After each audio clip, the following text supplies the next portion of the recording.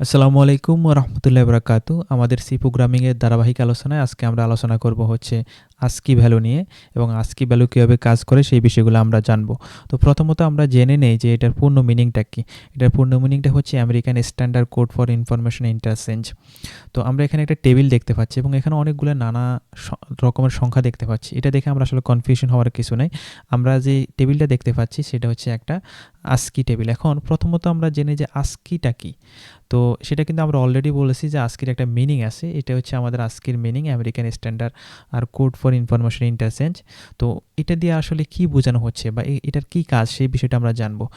ASCII value বলতে বোঝায় একটি সংখ্যা যা কম্পিউটার প্রতিটি অক্ষরকে বোঝাতে ব্যবহার করা হয়।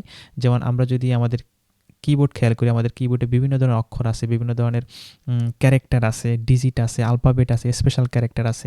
বিভিন্ন ধরনের যে ক্যারেক্টারের সমন্বয়, এই প্রত্যেকটা ক্যারেক্টারকে চিনার জন্য, তাকে হচ্ছে আইডেন্টিফাই করার জন্য একটা ভ্যালু থাকে নির্ধারিত। যে ভ্যালু দিয়ে হচ্ছে আমার মেশিন তাকে চিনে। অর্থাৎ আমাদের মেশিন চিনে বলতে কি, মেশিন তো জানে হচ্ছে 0101 মানে হচ্ছে বাইনারি জানে। তো সে কিন্তু তার আগে ওইটাকে কনভার্ট করে বাইনারিতে নিয়ে যায়। তখন সে বুঝে যে আচ্ছা এই বাইনারি সংখ্যার বিপরীতে হচ্ছে আমার এই ক্যারেক্টারটা হবে। তো আমাদের যে কম্পিউটার আছে, কম্পিউটার আমরা যদি একটু খেয়াল করি, আমাদের এইখানে যেমন আলফাবেটের ক্ষেত্রে যদি আমরা ধরি, সেক্ষেত্রে আমরা যদি ডেসিমেলে চেক করি, ডেসিমেলে চেক করলে এটার ভ্যালু পাবো 65। এবং এটা যদি আমরা খেয়াল করি নিচের দিকে, একদম আমাদের জেড পর্যন্ত বড় হাতের যে অক্ষরগুলো আছে সেগুলোকে চিহ্নিত করার জন্য একটা ভ্যালু এখানে নির্ধারণ করা আছে। এবং সেটাকে যদি আমি কনভার্ট করে নিয়ে যাই আমাদের হেক্সাতে, তাহলে হেক্সাতে আমরা এই ধরনের একটা ভ্যালু পাবো। এবং তাকে যদি আমরা অক্টালে কনভার্ট করি তাহলে অক্টালে এগুলো পাবো।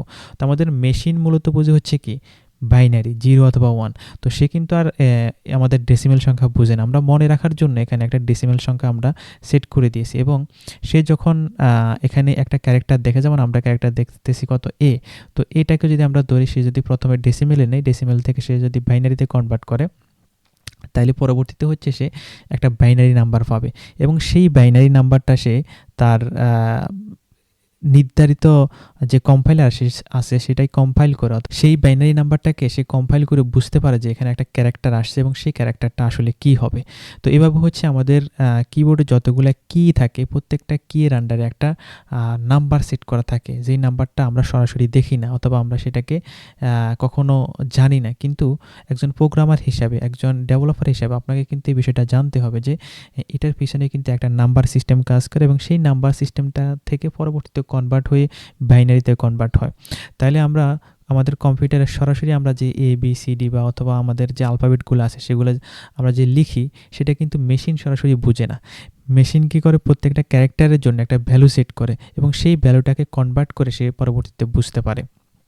তা আমরা যদি একটু এই ASCII ক্যারেক্টারটা একটু বের করার চেষ্টা করি যে আসলে বের করা যায় কিনা, আমরা প্রোগ্রাম দিয়ে এটাকে বের করতে পারবো কিনা। তো আমরা আমাদের হচ্ছে কোড ব্লকসে চলে যাব। তো আমি কোড ব্লকসের পরিবর্তে ইউজ করতেছি হচ্ছে রেড প্যান্ডা ড্যাপ সি প্লাস প্লাস। এটা মূলত হচ্ছে সি প্রোগ্রামিং সি প্লাস প্লাসের জন্য বানানো হয়েছে। রেড প্যান্ডা নামে একটা কোড এডিটর, এটা ভালো আছে কোড ব্লকসের মতোই।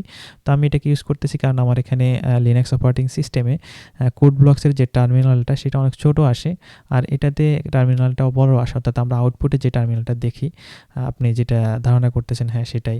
যেমন আমরা যদি এক্সাম্পল হিসেবে আপনাকে দিই, যেমন এই যে টার্মিনাল আছে, এই টার্মিনালটা আমরা এখানে কিন্তু ঠিকমতো আসতেছে, কিন্তু আমার লিনাক্স সিস্টেমে সেটা একদম খুবই ছোট হয়ে আসে, যার কারণে এটা আমি আপাতত ইউজ করতেছি না। আমি হচ্ছে রেড প্যান্ডা যে এডিটরটা আছে সেটা ইউজ করতেছি। তো এটা কোনো বিষয় না, আপনি যে কোনো এডিটর ইউজ করতে পারেন। তো আমরা প্রথম হচ্ছে আমাদের বেসিক সি প্রোগ্রামিংয়ের যে স্ট্রাকচার সেটা আমরা লিখে নেই।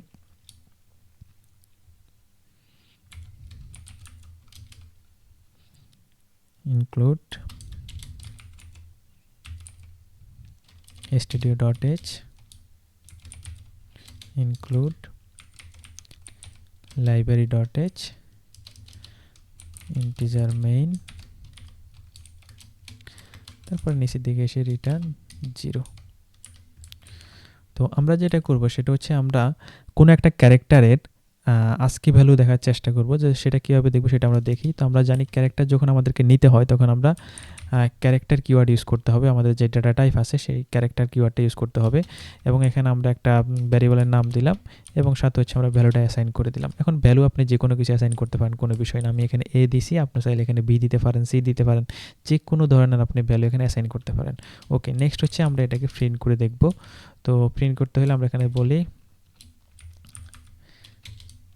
ASCII ভ্যালু অফ, তো আমাদের যেহেতু এখানে ক্যারেক্টার টাইপের, তাই আমরা %c দিব, ডেটা টাইপটা বা ফরম্যাট স্পেসিফায়ার যেটা আছে সেটা। তারপর হচ্ছে আমরা এটাকে ডেসিমেলে দেখব, আমরা ডেসিমেলে দেখতে চাচ্ছি যে এটার মান কত। আমরা যে একটু আগে বলছি যে প্রত্যেকটা ক্যারেক্টারের একটা একটা মান থাকে, তো সেটা আসলে সত্য কিনা সেটা আমরা দেখার জন্য।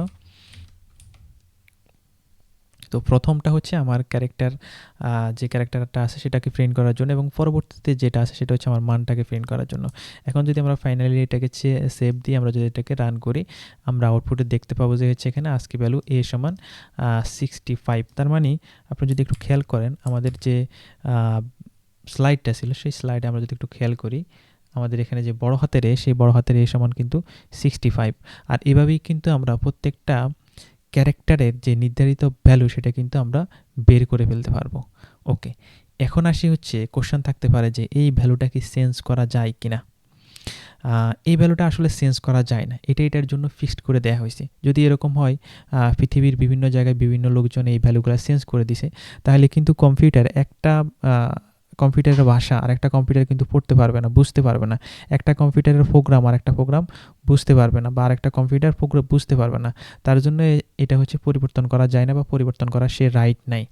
তবে আপনি মান পরিবর্তন করতে পারেন সিস্টেম দিয়ে। আমি যদি একটা ট্রিক্স দেখাই যে আপনি মান কীভাবে পরিবর্তন করবেন, তো সেই মানটা যদি আমরা একটু দেখি, আমাদের এডিটরটা কই, এই যে এখানে আমরা এটা হচ্ছে মানটা পরিবর্তন করব কীভাবে সেটা একটু আমরা ট্রাই করি। তো আমরা যদি নর্মালি হচ্ছে প্রথম মানটা দেখি, সেই মানটা হবে আমাদের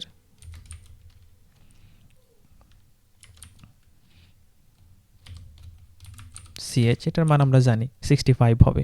তো এই মানটাকে আমরা কিন্তু চাইলে পরিবর্তন করতে পারি। এখানে আমরা printf দিয়ে %d, আমি এটাকে বড় করে নিলাম। আমি আসলে সরি প্রথমে খেয়াল করি নাই, এটাকে স্ক্রিনটা ছোটো রাখছি। তো আপনারা একটু কাইন্ডলি কষ্ট করে দেখবেন। তারপরে আমরা হচ্ছে এখানে চাইলে আমাদের যে CS আছে সেটার সাথে কিন্তু আমরা 1 যোগ করে দিতে পারি, এবং এটাকে যদি আমরা আউটপুটে দেখার চেষ্টা করি, তাহলে কিন্তু আমরা প্রথমে পাবো 65, তারপরে পাচ্ছি 66। তো এভাবে আপনি চাইলে মানটাকে পরিবর্তন করতে পারেন, কিন্তু আসলে এটা কিন্তু রাইট হয় না। এটার যে মান, নির্ধারিত মান, সেটাই কিন্তু থেকে যাবে, আর এটা পরিবর্তন করার কারো কোনো রাইট নেই। তো এই জন্য হচ্ছে এটাকে ASCII ক্যারেক্টার বল বা ASCII ভ্যালু বলে। তো এই ASCII ভ্যালুগুলো আমরা বিভিন্ন কাজে, আমাদের প্রোগ্রামেটিক্যাল বিভিন্ন বিষয়ে সেই বিষয়গুলো লাগে, এবং সেগুলো আমরা ইউজ করে থাকি। তো আজকে হচ্ছে আমরা এতটুকু আলোচনা করব, আমরা সামনের দিকে যাব না। তো ASCII ক্যারেক্টার নিয়ে আশা করি আপনারা এখান থেকে কিছু শিখতে পারবেন। আসসালামু আলাইকুম রহমতুল্লাহি ওয়া বারাকাতুহু।